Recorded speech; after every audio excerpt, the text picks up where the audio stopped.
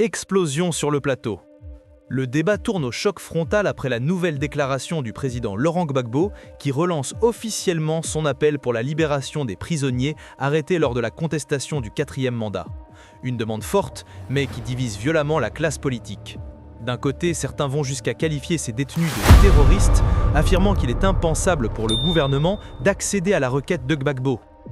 De l'autre, des voix comme celle de Josias Asmon dénoncent une manipulation politique.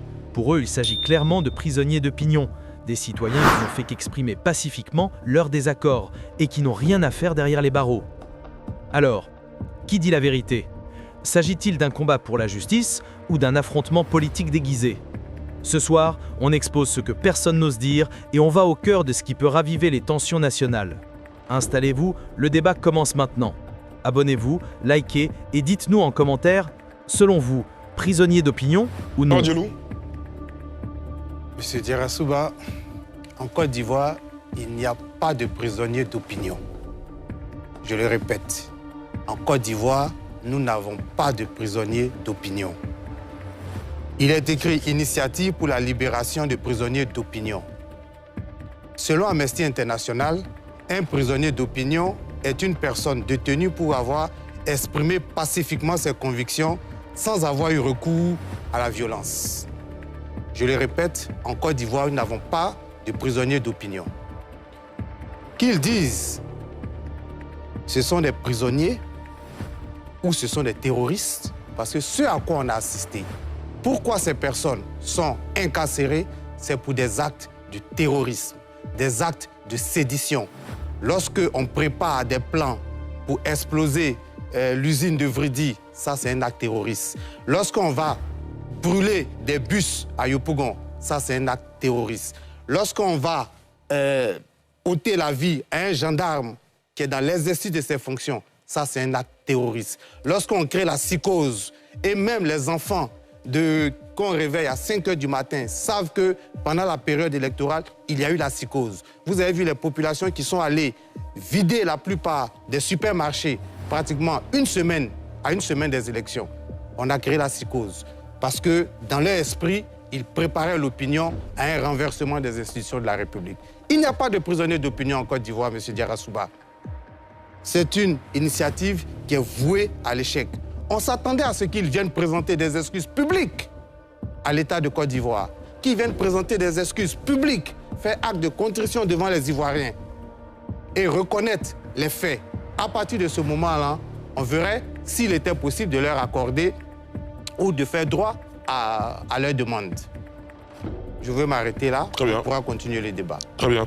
Alassane Drabo. Alors c'est déjà un symbole très important, que ce soit sous l'égide du président Laurent Gbagbo que cette initiative soit lancée. Politiquement, c'est quelque chose de fort. Ça permet de faire un rappel des troupes, parce qu'on n'avait plus entendu aussi le président Laurent Gbagbo depuis l'interview avec Alain Foka, dans laquelle il avait parlé notamment de retraite politique.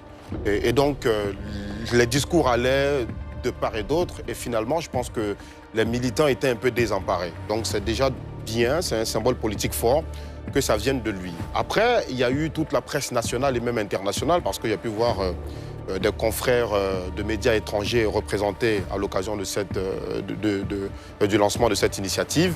Donc en termes de communication, c'est aussi bien. Peut-être que ça va attirer l'attention des organisations non gouvernementales, surtout internationales, comme Amnesty International et d'autres, cités ici par Dr Adjelou, et mettre une certaine pression sur le pouvoir en place. Mais est-ce que pression réelle peut être mise sur le pouvoir en place? C'est là toute la question. Parce que pour aboutir à une fin qui soit à la faveur du PPACI, et pour que justement ces organisations internationales ou d'autres parties prenantes puissent mettre la main dans le sujet, débattre et défendre ces causes-là, il faudra prouver. Il faudra démontrer qu'effectivement ce sont des prisonniers d'opinion. Et c'est là où toute la contradiction viendrait avec la position par exemple de l'État ou de la justice qui cite des faits de troubles à l'ordre public, d'atteinte à la sûreté de l'État et de complot souvent contre l'État. Donc c'est un schéma un peu compliqué, mais l'initiative est lancée. Je pense que c'est beaucoup plus un symbole politique très fort Et peut-être qu'à la fin, on retrouvera encore autour d'une autre table, comme le rappelle Mohamed Nour Djarassouba, pour un énième dialogue politique, pour aboutir au même résultat et pour que demain les mêmes causes produisent aussi les mêmes effets. Et en tant que jeune Ivoirien, je trouve que c'est dommage. Josias? Oui, moi je voudrais revenir sur ce que M. Adjelou a signifié tout à l'heure, le fait qu'il n'y a pas de prisonniers d'opinion en Côte d'Ivoire, surtout dans ce cas-là, moi je pense que c'est un peu exagéré. Il y a certains cas où c'est effectif. Il y en a qui ont parlé, qui ont dit des choses qu'il ne fallait pas dire. Mais il y a des cas, par exemple, comme ceux-là qui ont marché le 11 ou qui ont voulu marcher le 11. Nous, on était sur les lieux. Au départ, il y en a plein qui ont été arrêtés. Ils ont été arrêtés parce que l'objectif de la marche se présentait comme violente. Mais ceux-là qui ont été arrêtés directement, quel acte terroriste ils ont pu commettre, M. Adjelou, pour que ceux-là, leur acte s'inscrivent également dans le développement que vous avez fait et qu'ils ne soient pas des prisonniers politiques. Docteur Adjelou? Merci bien. Ceux qui sont allés marcher, est-ce que la marche était autorisée? La marche était autorisée? Non, la marche n'était pas autorisée. Défiance à l'autorité publique. Oui, c'est une défiance à l'autorité. Donc vous êtes arrêté pour ça. Est-ce que ça, c'est une question d'opinion? Ce n'est pas une question d'opinion. Opinion politique, opinion religieuse, opinion culturelle ou opinion concernant l'orientation sexuelle, etc., etc. Si on vous arrête dans ce cas-là, oui. Ça, en ce moment, vous êtes un prisonnier d'opinion. Ceux qu'on a arrêtés... Ils n'avaient pas d'opinion. Non, mais ils n'ont pas exprimé des opinions dans ce cas-là.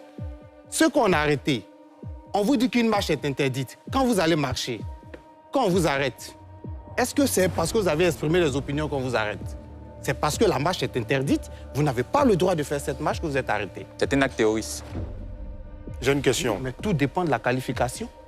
Tout dépend de la qualification. On n'a pas dit que tous ceux qu'on a arrêtés dans le cadre de cette marche-là sont des terroristes. Mais ceux qui sont allés brûler les bus à Yopougon sont des terroristes. Et ils font partie des 300. Ceux qui ont voulu faire exploser l'usine sont des terroristes. Ceux qui ont appelé au renversement des institutions, à la sédition, sont des terroristes. Alors j'ai une autre question. Complot contre l'autorité de l'État. Justement, j'ai une autre question. Oui. Alors, ces gens dont vous parlez... c'est pas à moi que vous posez des questions. Non, j'aimerais rapidement vous poser cette question. Permettez-moi. Je peux?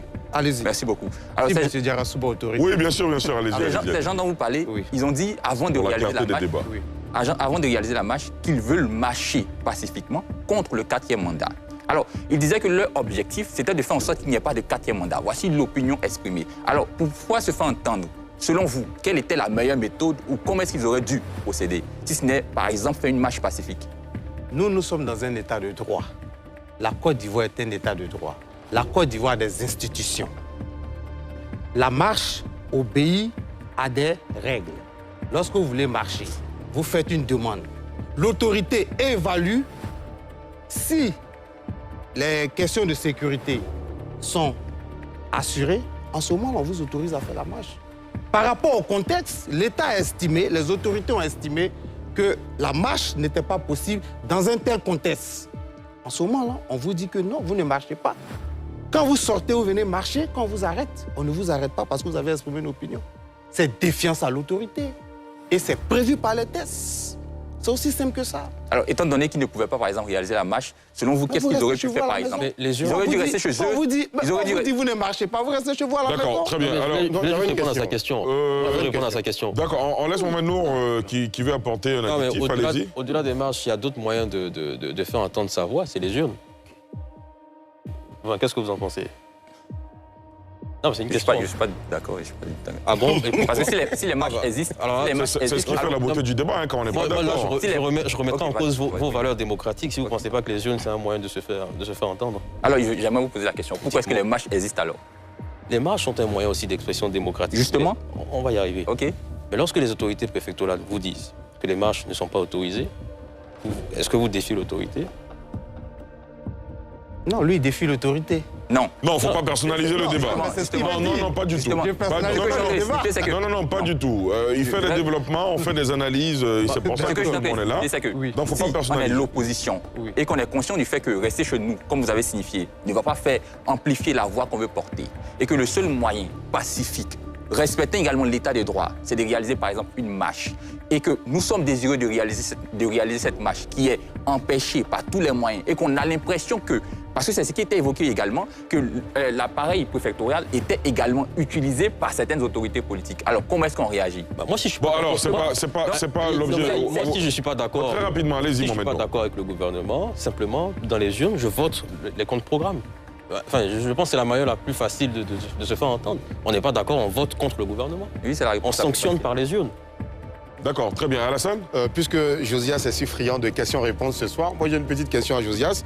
Ceux qui ont tenté d'incendier la chambre à gaz de Foxtrot, c'est des terroristes ou pas?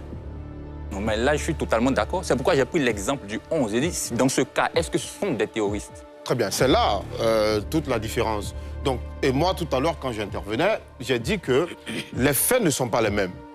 Et la justice aussi, quand elle a produit à chaque fois les communiqués, a dit tel est arrêté pour telle cause, l'autre aussi est arrêté pour telle cause. Exactement. Donc, quand vous faites une analyse et vous ramenez tout à la marche du 11, on parle ici de tous ceux qui ont été arrêtés dans le cadre de la présidentielle.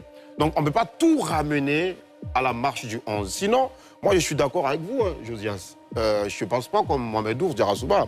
En politique, c'est quand une marche est interdite, même en général. Je n'encourage pas. Je n'encourage pas. Mais en politique, ce qu'on a l'habitude de voir, c'est quand une marche est interdite, c'est là que la marche se réalise. C'est ça, c'est là que la marche a tout son sens. Mais je n'encourage pas, absolument pas. D'accord. Mais donc, il ne faut pas réduire quand même tout ce qui s'est passé durant cette présidentielle, parce que les faits sont trop récents.